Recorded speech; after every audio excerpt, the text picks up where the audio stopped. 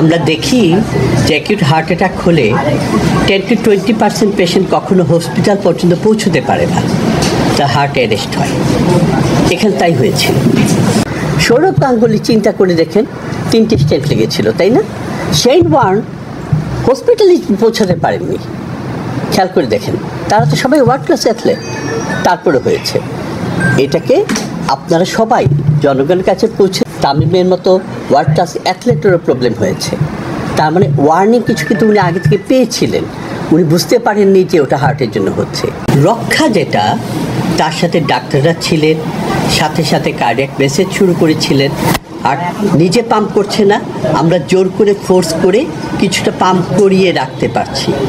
এখানে নিয়ে এসছেন, সাথে সাথে তাকে ক্যাথল্যাবে নিয়ে যেয়ে দেখা হয়েছে কী প্রবলেম, সেটা দেখে তার যে বন্ধ আর্টারিটা সাথে সাথে খুলে দিয়েছেন।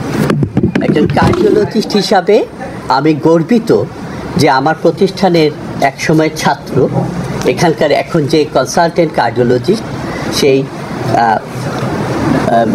ডক্টর মারুফ, ভালো না মনিরুজ্জামান, না ডক্টর মনিরুজ্জামান মারুফ চমৎকার একটা কাজ করেছে। মানে ওই কাজটা দেখে আমি খুব খুশি। আমাদের প্রোডাক্টটা এরকমভাবে এই দেশের একজন বিশিষ্ট সন্তানকে মৃত্যুর মুখ থেকে উঠিয়ে নিয়ে আসতে পেরেছে, এটা ক্রেডিট আমাদের সবার। খুব ইম্পর্টেন্ট জিনিস যেটা, অ্যাকিউট এপিসোডটা গেছে 22 থেকে আরও 10 মিনিট আগে, 32 মিনিটের মতো তাকে কার্ডিয়াক মেসেজ দিতে, সেখান থেকে উঠে আসা সৌভাগ্য সবসময় হয় না।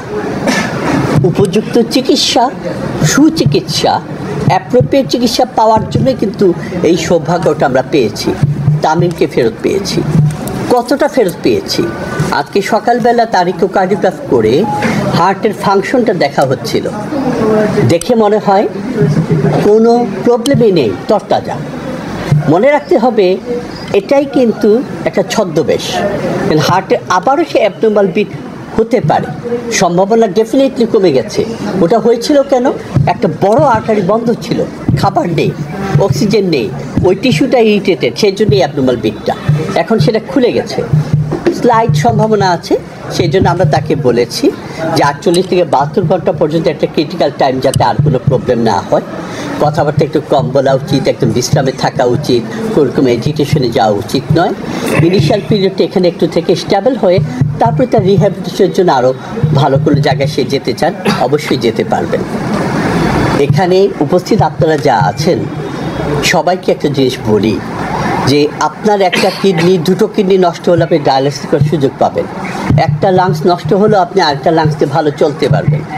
কিন্তু এই হৃদযন্ত্রটি 5 মিনিটের জন্য বন্ধ থাকলে আপনি মরহুম হয়ে যাবেন।